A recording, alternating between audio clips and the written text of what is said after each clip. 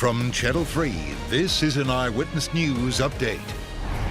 Hello, I'm Dennis House with an update on the coronavirus here in Connecticut. Here are the latest numbers from state officials. Since Friday, an additional 207 people have tested positive. 5 more people have passed away from the virus, and hospitalizations have dropped by 12 in our state. There are now only 59 people in Connecticut in hospitals as a result of COVID-19. President Trump's national security advisor, Robert O'Brien, has tested positive for the coronavirus. He is the highest-ranking U.S. official to test positive so far. White House said today there is no risk to the president, but the two have been in the same room recently.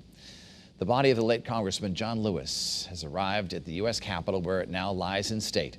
The civil rights icon died earlier this month at the age of 80 from pancreatic cancer. Members of the U.S. military carried the flag-draped coffin of the late congressman from the plane to the hearse before he began his final journey through Washington.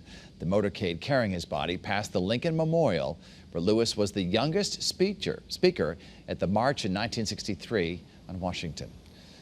Thursday, his body will be flown to Atlanta for a funeral service. Leaders in New Haven will begin meeting this week to figure out what will replace the Christopher Columbus statue that once stood in Worcester Square. The monument was removed last month. The city is working on a replacement that will honor Italian heritage. A task force will meet Thursday at 6 o'clock. The massive Black Lives Matter mural in Hartford is now finished. This is the view from Drone 3 above Trinity Street.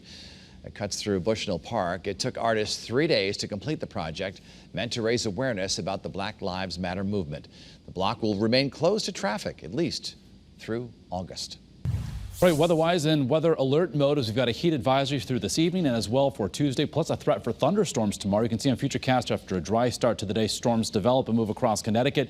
Mid to late afternoon, those that develop could produce gusty winds, some frequent lightning, as well as some heavy rain. Temperatures for Tuesday, 90 to 95. Heat index values could go up to, if not over 100 degrees. Certainly we could come within records yet again. On our 7-day forecast, the humidity drops off a little bit behind a cold front for Wednesday, still 90 or better. Upper 80s on Thursday, mid 80s for Friday, then flirting with 90 over the weekend. Eyewitness News is everywhere. Get the latest in-depth headlines anytime on the Channel 3 streaming news app.